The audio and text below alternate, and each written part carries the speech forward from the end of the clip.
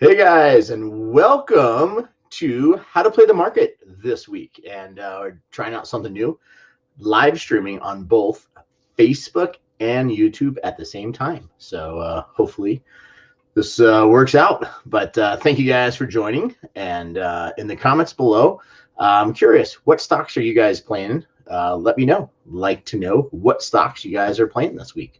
But yeah, lots of excitement going on, checking out these different things and stuff. So yeah, just curious, like I said, what stocks you guys are playing, and you guys are probably curious, what am I doing this week? Obviously we play Apple, but what stuff do you look at when before the market starts at the beginning of the week? So lots of choices, lots of stuff going on this week. So why don't we look at the number one thing, the most important thing to look at, and that would be the futures. So right here, these are your futures for the week. So the Dow futures, they've been up and down a lot. Earlier, they were in the green. S&P is pretty much flat. The NASDAQ was up much higher and has come down a little bit.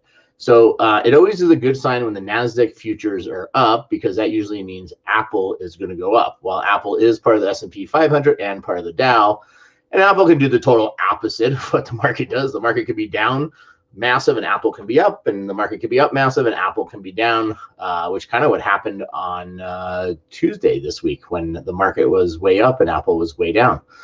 So it's usually a good indicator. My guess is that the market's going to be kind of flat this week, especially tomorrow, because it's the final day of November. November actually was a really good month, really good rally month. So I think they're going to want to keep that going and stuff. But yeah, it's very interesting. Like I said, what is the market going to do this week? What am I thinking this week? And I want to see what you guys are thinking. But let me tell you what I'm thinking. I'm thinking that your opening trades for businesses reopening, which were kind of what led the futures higher last week, or led the market higher, I think that's going to be kind of off the table, because as more places start to shut down, that's going to force more people into people. If stuff starts shutting down, people aren't really thinking about taking airplane flights, taking cruises, going on vacation, and different stuff like that. So those are the kind of trades that you probably want to stay away from this coming week, and probably honestly through the rest of the month. Those trades are going to start picking up once they come out and they say we've started vaccinating millions of people and cases of COVID are starting to drop. Those are the trades that's when those trades are going to really pick up. And that's why I like Apple, because it really doesn't matter if everybody starts traveling more, Apple still is a great stock. If everybody's not traveling, Apple is still a good stock. And like I said, my philosophy is pick one stock that you like and you can do really well with it. And you can see the futures are bouncing around. A second ago, the Dow was up a point. Now it's back down 10 points. But overall, like right where it's at right now, these are all pretty flat figures. For the market. So it'll be interesting how it opens. I probably won't make any trades on the open. The only trade I'd make on the open is if Apple is way up, I may buy back some of our contracts. So if you remember, at the close, we wrote these Apple, let me see here, make sure you guys can read this a little bigger. We wrote these Apple 114s at the end of the market there at like 75 cents. So let's say Apple goes up a point tomorrow. Those will probably be about 50 cents. So we'd have a nice, $23,000, $25,000 profit on them already. I may take some of that money out, or sell them, buy them back and then look to resell them if Apple comes back down again. You just kind of got to go with your gut feeling and how strong you think the market's going to be. Obviously, with a president who isn't sure if he's leaving office yet, with COVID cases on the rise, more stuff shutting down, and no stimulus, there's really no reason this market is going to just blow up and go gangbusters. Obviously, anything is possible, and you can, you never know where the dice will roll. But I would rather be cautious in these times than overly risky, because like I said, here we are trying to make $75,000, $100,000 this week, and before you know it, if Apple is to drop 5 or 6 points, we could be down 200,000. So You want to definitely play it cautiously. I see some of you guys are playing like Neo and some of those other in Zoom, but like let's look at the fundamentals, because one thing I do, I follow the market very well, to keep up with what's going on and everything. But let's take Neo, for example. Why is a company worth so much money that hasn't even, produced one vehicle yet or made $1? You know, um, that's a really big gamble in believing in it. It's kind of like Tesla.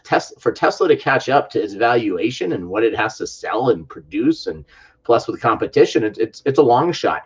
The thing with Apple, while it may be, well, first of all, it's 25% off its highs, but and while it has a good valuation, but Apple has growth, and Apple has money in the bank, and Apple has a lot of diversification and products. If tomorrow Tesla has a major recall, or the economy just is really bad, the car sales are going to slow down at some point. And speculating on a brand new company that hasn't even sold a car yet, that's also very high risk.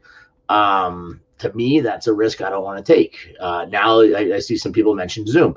That's another perfect example. This stock is up 300% this year, which is a terrific return. I would take my money and run. So yeah, Zoom's going to do well for the next 3 or 4 months for sure, because we're going to be in lockdown. Schools are going to continue to be closed. And there's going to be a lot of risk. But the thing is with like Zoom, in a year from now, when people do go back to school, people, and their revenue is going to tank. So while you may have this huge revenue spike this year, it's not going to be like that in a year or two from now. So I see Jeff Schwartz in the comments says electric vehicle is the future. You know what? It could 100% be the future, but the future isn't going to catch up in a year or 2 years. So if something's already at a 200 market cap valuation, it's going to take a long time to catch up. The other thing that people don't understand is with these, they call them the opening trades for when travel and all these things come back to life. Well, a lot of these companies, when they were successful and they were making, 500 million, $1 billion, a year in profit, they've now lost $2-3 billion, like the cruise industry, in less than a year's time. So even if they come back to normal and they start making $1 billion a year, they've got years and years of debt that they're going to have to make up for before they actually are back ahead or doing any better than they already were doing. So this is, like I said, this is where you really have to understand the market, understand what's going on, and really be on top of, everything in it. Because there is a lot of speculation in different stuff. Somebody mentioned marijuana stocks. Here's the thing. Marijuana stocks, when they first came out, they skyrocketed. I have played marijuana stocks. I'll be perfectly honest. Every one of my marijuana real estate deals, I made money on. Every one of my marijuana stock deals, I pretty much have lost money on. Marijuana, the only reason that marijuana is going to take off is because it gets legalized nationwide, and banking gets legalized. Otherwise, marijuana is very tough. While individual marijuana stores or companies can make good money locally, it's very hard, because you have to think about like this. If Snickers makes a new candy bar tomorrow, that candy bar can all be made in, I don't know, let's say they're located in, Texas or wherever they're making this product.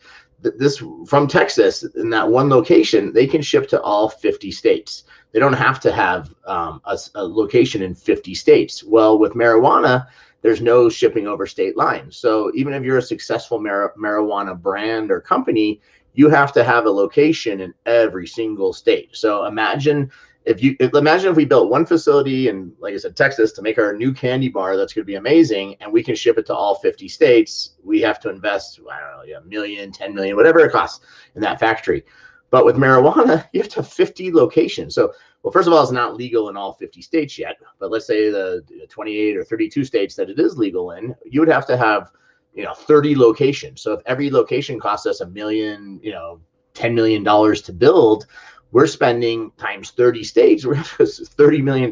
We have to have 30 million, 30 locations to keep track of and everything. It becomes a lot more challenging and expensive. And that's why and it's also a competitive market, because there is so many people now. It is a lot cheaper to grow. It's not as hard to get a hold of.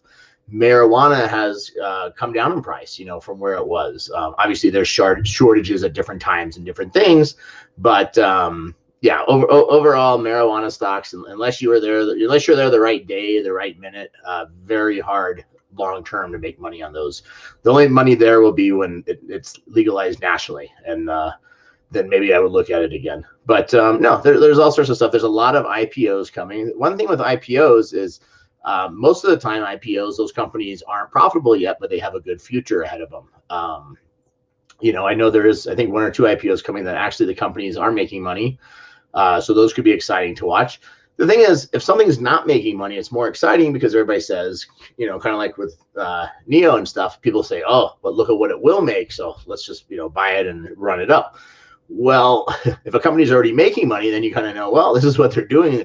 Which is actually more impressive than a company not making money. But then people go, well, it only is going to be at this next year, so that's what it's worth. So it's very, very interesting. Sometimes playing the stocks makes no sense at all, and you just have to go with your gut feeling. So that was like I was saying before. You just want to go with what feels right. In different stocks. But I'll take a couple of questions. Somebody says, how about Costco? I think Costco is going to do phenomenal. With or without a pandemic, they're going to do great. But obviously, with more shutdowns and more stuff, especially as restaurants shut down, Costco is going to have better sales. The thing is, when stuff does open back up, Costco will still do well. People are still going to go to Costco for, toilet paper and milk and diapers and other products in bulk to save money. But they're not going to get that rush of everybody going to Costco when they're buying like meals. Like, for example, I go to Costco. I think it's a terrific store.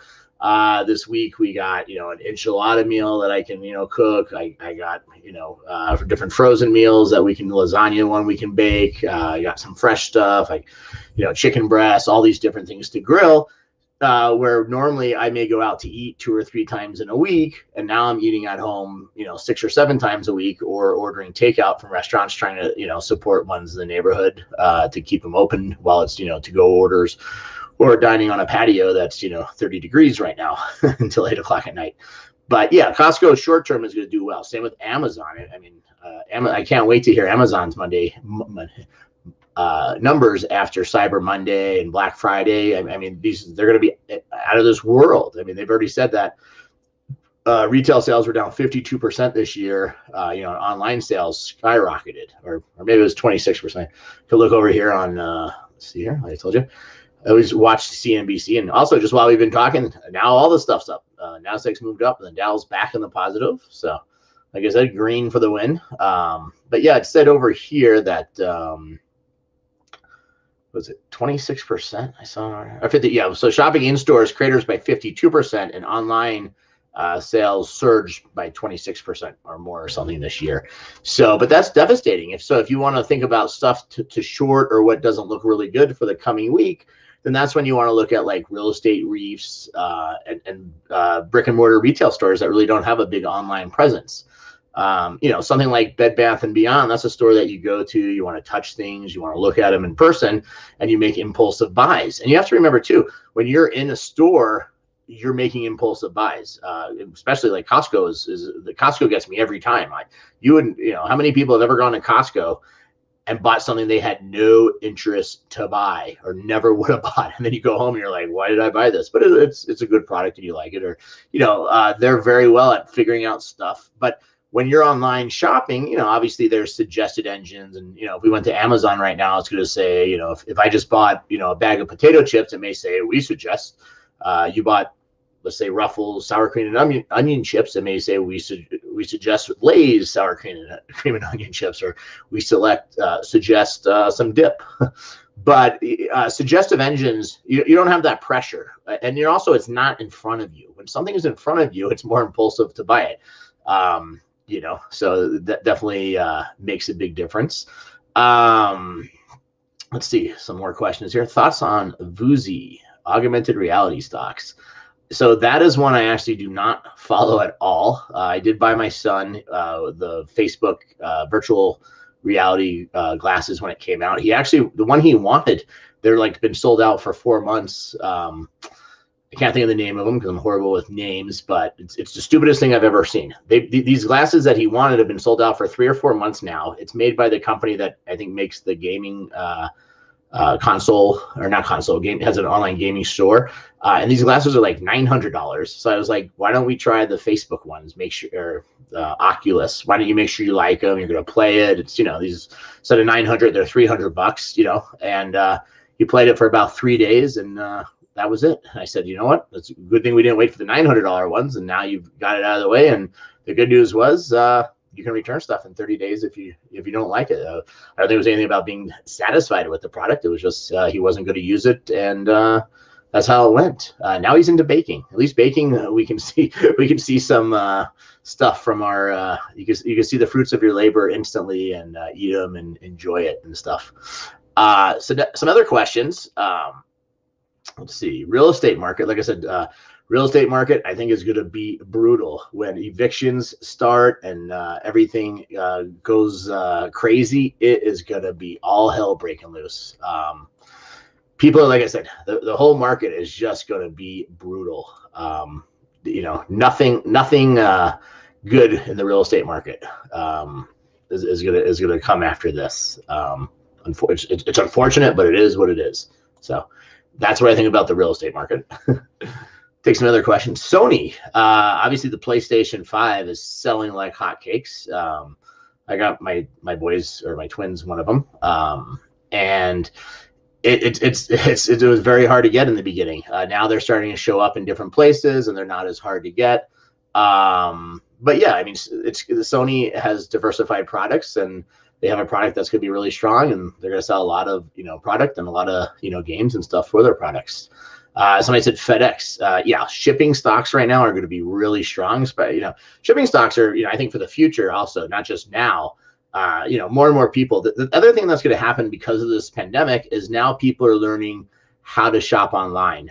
There was a lot of people before all this who never had shopped online, and you were kind of forced to do it, especially with older people. And it's very interesting. Like I said, I enjoy going to the store, but sometimes, like for example, I like to drink these sparkling ice. Kind of hard to see there. Sparkling ice grapefruit drinks. Well, if I go to the store, they're actually cost more. I have to buy them individually, one at a time. They're not like in the case of 12, but I can go to Amazon, buy them for less, order 4 cases at a time to get me through the month, or 2, whatever I need. Same with I like Perrier, those little Perrier cans. It's actually cheaper. I can get it within 1 day on Amazon, and I don't have to go to the store, lug them around, collect them all. It comes right to my house, boom, and piece of cake. And I think a lot of people, especially older people, it's phenomenal to get heavier products delivered to your house. Imagine if you're 80 years old and you're going to the store to get a case of water. Nothing against being older. I'm getting older. But just the weight of carrying it around and different stuff like that, now it's delivered to your doorstep. You can open the box up, bring a couple in at a time. Much easier than going to your car and having to carry a big case in and do stuff. So definitely like that and stuff. Let's see, what do you think about companies shopping by drone? Or shipping by drone? That's interesting. Obviously, I think the drones aren't going to work, for heavier stuff. I'm sure there's a limit.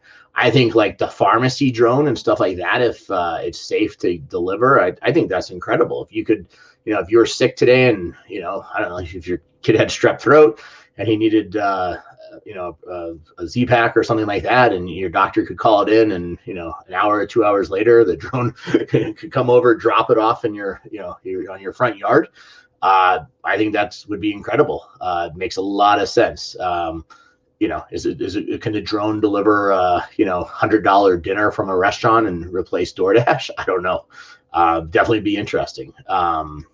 Let's see. Since the release of vaccine made by Pfizer, you think this is a good buy? So here's what I think. I've been watching Pfizer. I have played Pfizer, and I have played Moderna. I played them one time each. So one reason I like Apple is, and wow, look at this. So since we've been live, you guys have check this out real fast. Look at the futures. So the Dow now is down 66 points in a matter of minutes, and the Nasdaq's come all the way down 24 points. So that is not a good sign going into tomorrow. It's still early, and we're still 13 hours away before the market opens. But now that people are starting to wake up and hear the news, that's always a risk. So you always want to watch those kind of signs in the market conditions for tomorrow. But back to the stuff. Yeah, so like I said, it's Pfizer and those. Yeah, I mean, they're going to do well. They're going to sell a lot of vaccinations. But I also think some of those spikes. Here's the thing: the day Pfizer gets approval, or Moderna as Azteca, I can't pronounce it. Those are gonna be up 5, 10, maybe 20% that day because everybody's gonna be excited. Some things that seem really weird. So they've already landed. Pfizer's has vaccines in the U.S. right now. Why do they need an extra 10 days to look over this to make a decision? Like, the stuff's getting out of hand. It's not like they're not going to approve this. Like, they couldn't meet a week earlier to help get the country going. But definitely, something to look at is, like I said, is how, and what is the upside? How many vaccinations they can sell. And let's say these vaccinations are, $20 each.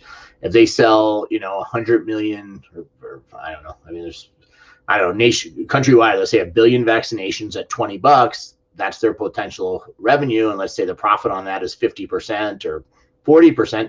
You know exactly what they're going to make. And then once everyone's vaccinated and this goes away one day, how much more are they going to make off of that? So like I said, some of these you have to be very, very careful with because you just don't know. While they look really good short term, what are they long term? How many, in 2030, 10 years from now, how many vaccinations for COVID-19 will Pfizer be selling? Now, knock on wood, hopefully we don't have a COVID-20 happen, but they could be back up and the stock could be at an all-time high because COVID, 2030 it could be COVID 47, and they've been selling billions of vaccinations every year, different kinds.